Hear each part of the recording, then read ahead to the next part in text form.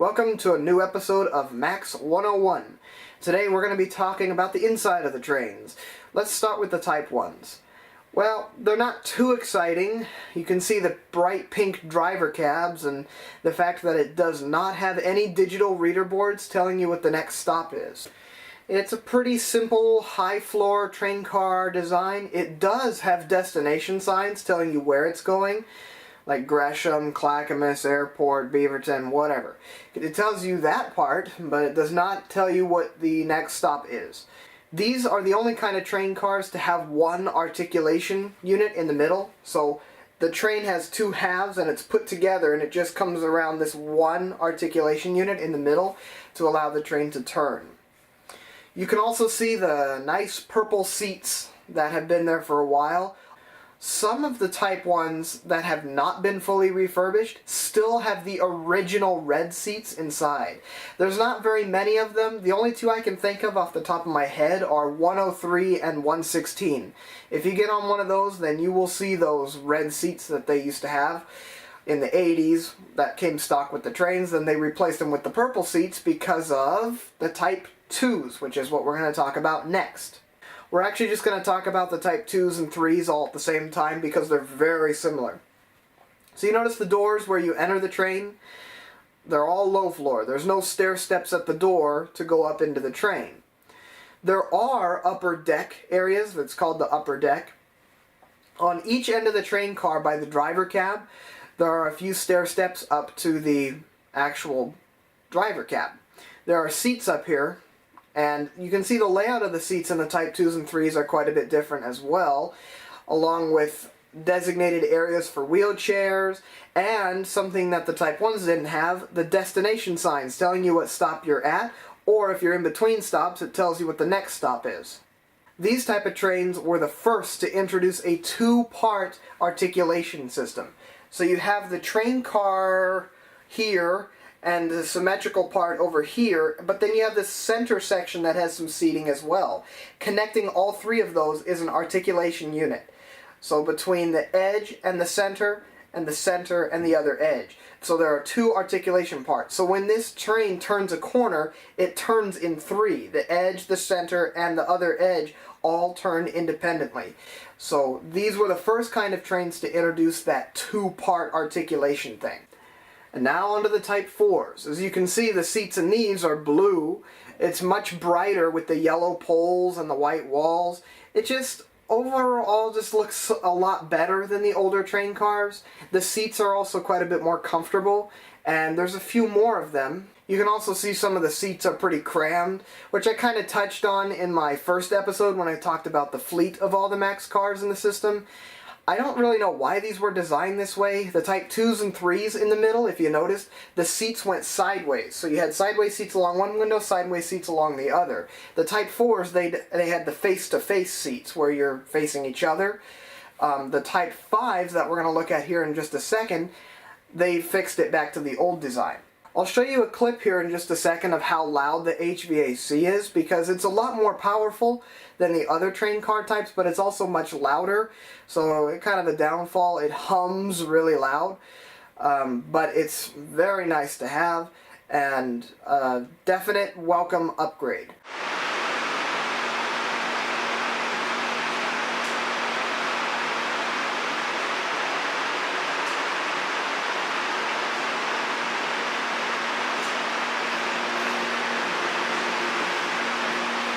Go and take a picture.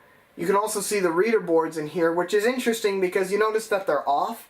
Starting on the Type 4s and 5s, the reader boards will turn off once you get to the last stop. They do function a little bit differently, and they are a little bit easier to read than in the Type 2s and 3s. So yeah, a little bit of differences there, but you can still see it's all electronic. It all still says that we're going to Gresham, and those were kind of sort of retrofitted into the Type 1s, 2s, and 3s, because they used to have mechanical roll signs as well, which you can kind of see in a clip from my first episode when I was talking again about the MAX fleet. You can kind of see it near the end of the video. And now onto the Type 5s. These are the first kind of train cars to feature LED lighting inside. No more fluorescent lights. It uses all LED. So it looks much nicer. It's still all white, blue seats, yellow poles, just like the Type 4s. The seating layout is much better in these. The center section, which you can kind of see from here, is just like the Type 2s and 3s. The seats face sideways. Much better than the Type 4s. They also added a new advanced HVAC system that's really quiet. Actually, it's almost dead silent. Take a listen.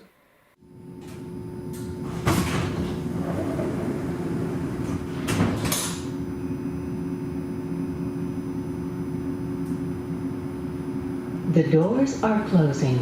Train departing. Please hold on.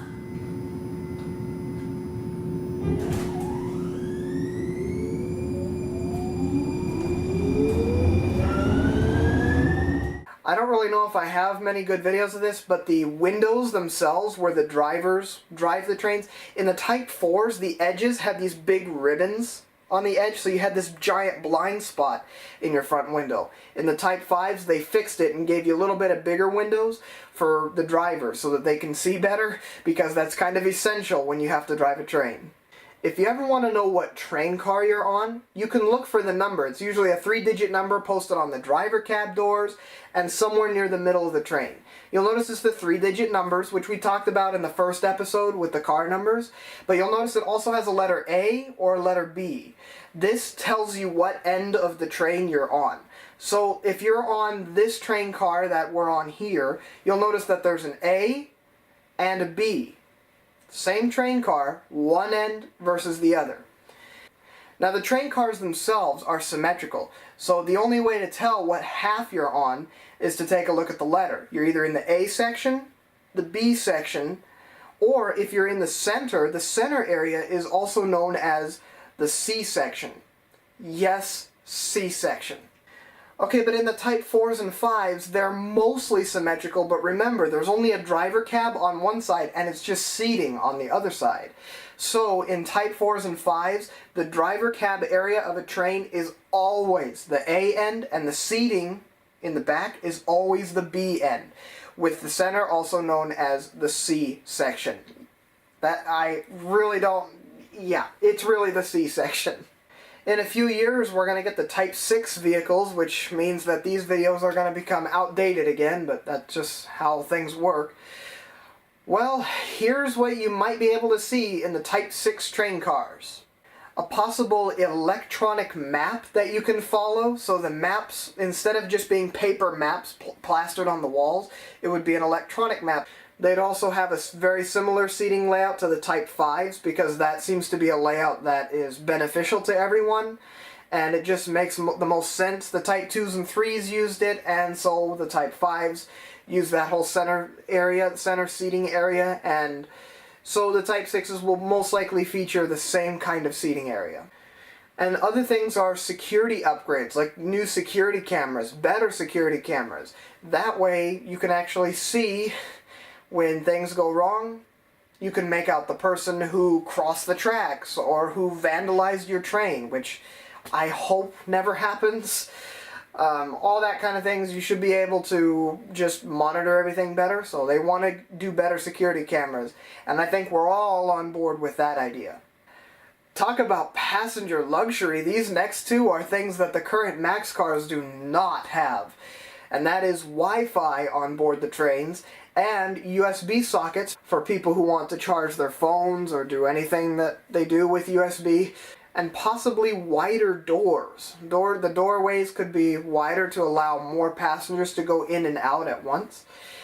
But again, you gotta remember that this is all possible. The final design for the trains, to my knowledge, has not been finished yet. So nobody at this moment in time really knows for sure what the Type 6s will look like.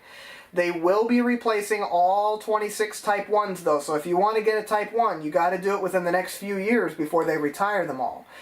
It is a unique experience. For some reason, the Type 1 ride quality is completely different from all the others. In some ways it's better because it feels more like you're gliding in certain areas, and it doesn't seem to be as loud unless you're sitting by the HVAC vents in the front and back. Then it seems pretty loud. Some of them are really whistly, which is interesting.